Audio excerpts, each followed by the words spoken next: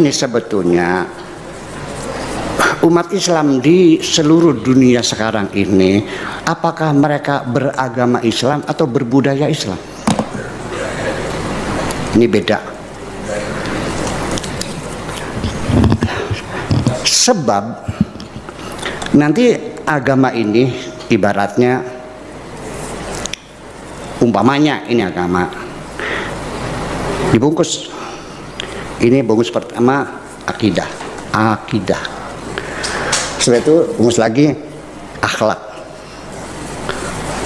bungkus lagi muamalah. Ketika orang bermuamalah dengan mengharamkan riba, dengan menepati janji, dengan mengambil keuntungan yang logis, ini kulit pertama, masih kulit. Kemudian dengan perilaku yang mulia, menyantuni anak yatim, berpakaian menutup aurat, ini akhlak. Ini bungkus yang kedua, belum inti agama.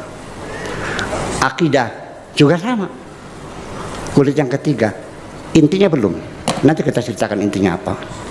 Nah, ketiga bungkus ini silakan berbeda. Silakan berbeda. Akidah berbeda silakan. Anda tahu nggak bahwa persepsi Tuhan berbeda satu dengan yang lain? Apa kata Mu'tazilah Tuhan itu? Tuhan tidak ikut campur, tidak pernah intervensi dalam nasib manusia. Dan tidak boleh, demi keadilan Tuhan, manusia harus diberikan kebebasan. Yang Jabariyah, manusia sudah ditentukan segala nasibnya. Dan itu masalah akidah, itu sangat pengaruh dengan kondisi kita sendiri. Orang kalau usahanya bangkrut dulu, cenderung mazhabnya Jabariyah.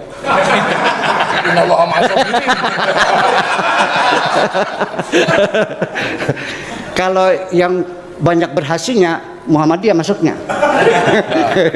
Kalau kadang untung rugi, nah ini masuknya. Jadi biasanya nggak ada masalah. Apakah Tuhan sifat aja 20, Mustahil 20, Jai 1, terserah. Mu'tazilah mengatakan sifat Tuhan tak terhingga. Silakan berbicara akidah berbeda-beda, nggak ada masalah. Dan saya tidak akan mengkafirkan siapapun. Ya, akidah, akhlak juga sama, tergantung pada situasi dan kondisi. Tidak bisa kita mengikuti Rasul apa adanya, nggak bisa tuh. Masa demi sunnah Rasul makan dengan presiden, sendok garam putih makan pakai tangan gitu. Nah itu. Jadi mereka dalam berakhlak sendiri juga berbeda-beda, nggak ada masalah. Saya tidak menyalahkan. Ketika ada pertanyaan, bagaimana hukumnya cebok dengan tisu? Katanya nggak boleh. Apa sebabnya? Karena tidak dilakukan Rasulullah. Jadi pakai apa? Pakai batu. Ya pukul, belum ada tisu, gimana lagi? Masalahnya. Jadi itu tiga-tiganya adalah merupakan lapisan-lapisan yang menutup. Nah intinya apa? Intinya adalah al-hub, al-imanu billah wa ta'alluq bihi wal hubbu lil khairi wal hub lil bashariyah lil insaniyah. Cinta kepada kebaikan dan kemanusiaan, beriman kepada Tuhan, itu inti agama. Jadi, saya berkali-kali bilang, kenapa ulama dulu, saya ini kan di Sarang juga ngajar tauhid, dulu saya ngajar kubrul yakiniyat di beberapa madrasah, termasuk di Sidogiri saya juga ngajar tauhid. Di sini saya ngajar tafsir, tapi yang saya titikkan juga tauhid. Begini, saya hidup di dunia ini, terutama saya memang ingin menerangkan tauhid, sebagaimana Allah menerangkan. Begini ya, Jubair bin Mut'im, saya tidak bosan-bosan cerita ini. Jubair bin Mut'im itu termasuk dahiyatul Arab, cerdas-cerdasnya orang Arab. Dia ditunjuk sebagai negosiator untuk membebaskan Asra Badrin, tawanan perang Badar yang kalah dan ditawan Rasulullah dan para sahabat. Kemudian harus ditebus dengan uang. Oke, disepakati. Terus singkat cerita Jubair bin Mut'im itu datang ke Madinah. Dulu karena tidak ada hotel, tidak ada penginapan, ya memang nginepnya orang musyrik itu di masjid. Ya sehingga itu lazim saja. Kamu tidak usah jadi liberal kemudian bilang musyrik boleh di masjid, ya tidak perlu seperti itu. Kamu juga tidak perlu goblok mengatakan nggak ada ceritanya orang musyrik ngidam di masjid, karena ya ada tarikhnya seperti itu. Jadi tidak perlu goblok, ya tidak perlu liberal. Paham ya? Kalau kamu bilang wah nangono wong musyrik oleh ngidam di masjid, kamu liberal. Padahal konteksnya dulu memang nggak ada hotel. Tapi kalau bilang nggak sama sekali juga goblok, karena sejarahnya pernah ada. Milih di goblok apa liberal? Apa milih jelas? Enggak milih aja, ngaco aja. 01 apa 02 apa 00? Milih mana? goblok, liberal, nggak milih. Nah, ketika Jubair bin Mut'im itu datang, delalah Nabi itu sholat maghrib ngimami. Nabi baca surat Wattur wa kitabim mastur fi rabbim mansur wal baitil ma'mur. Kemudian di pertengahan surat At-Tur itu kan ada ayat yang menurut saya itu sangat bagus. Sehingga di kamar saya, di rumah saya itu tak figur ayat itu. Bahwa kita harus dilatih berpikir. Kata Allah memulai argumentasinya, am khuliqu min ghairi syai'in. Apakah kejadian alam raya ini seisinya tentu diciptakan tanpa sebab. Misalnya begini, alam raya ini kata orang nihilisme atau komunis atau orang-orang paham nihilisme, itu kan dimulai dari ketiadaan. Logika ini kan goblok sekali. Berarti kalau alam ini kadung wujud, kamu kan tahu kan langit bumi sekarang kan wujud. Ya, langit bumi sekarang kan jelas wujud. Berarti logikanya adalah al-adamu yakhluqu makhlukon, sesuatu yang enggak ada menciptakan sesuatu yang itu kan aneh. Di mana-mana al-adam ketiadaan itu tidak mungkin yakhluqu syai'an atau yu'athiru syai'an. Di mana-mana ketiadaan itu tidak mungkin mengefekti sesuatu yang ada. Wong kamu sebut tidak ada itu berarti tidak mungkin bisa berbuat apa kan namanya tidak ada. Sekarang alam raya ini dimulai dari ketiadaan. Terus kamu simpulkan sesuatu yang enggak ada menciptakan yang ada, itu gendeng apa enggak? Oh, ya gendeng sarap itu. Ora usah dipateni wong gendeng wis barno ngok mati dhewe. Jadi makanya Quran menanyakan mereka, am khuliqu min ghairi syai'in. Apa alam yang kadung wujud ini kemudian disebabkan oleh sesuatu yang tidak ada? Lalu kalau sesuatu yang ada pasti diwujudkan oleh yang ada. Nah, karena yang ada ini pencipta harus berstatus super. Nah, super ini oleh ulama disebut wajibil wujud. Maka Allah bersifat super, wujud yang paling prima, yang kausa prima. Karena pencipta tentu kelasnya harus di atas yang diciptakan. Makanya disebut ulama dulu nyebut Allah itu apa? Wajibil wujud.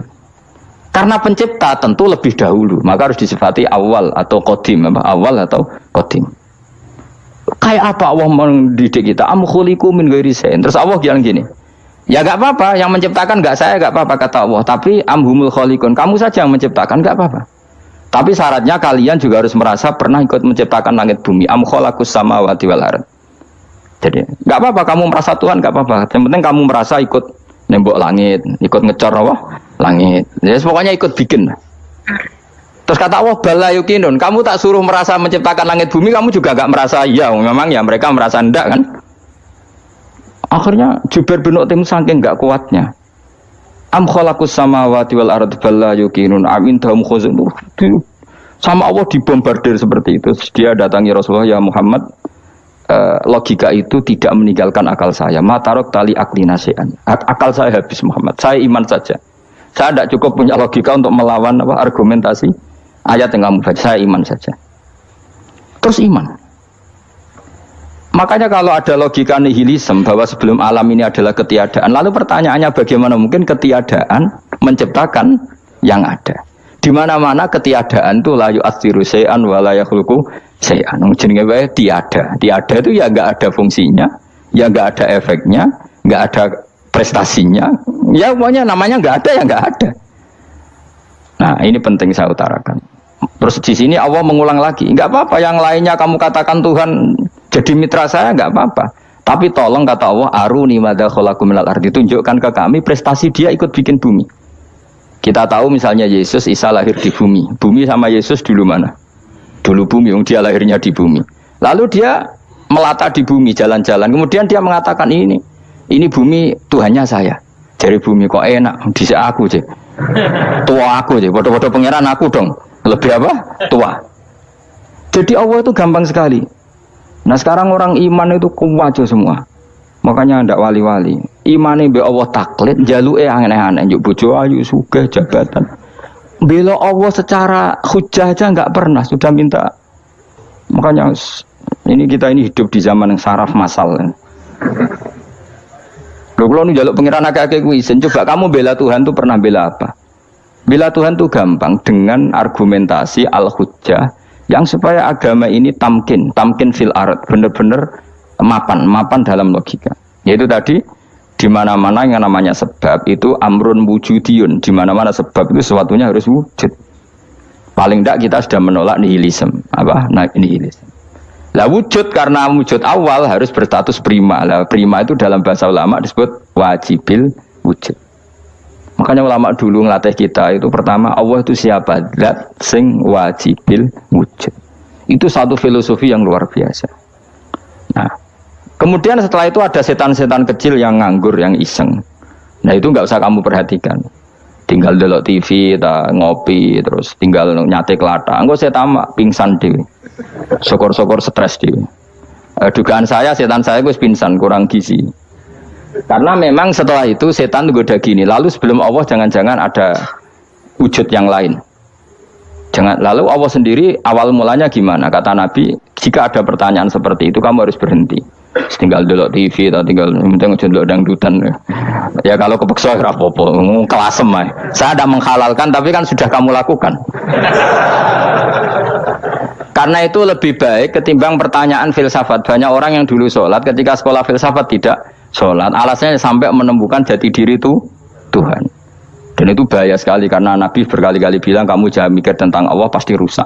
Orang kok mungkin rusak dari Nabi pasti rusak.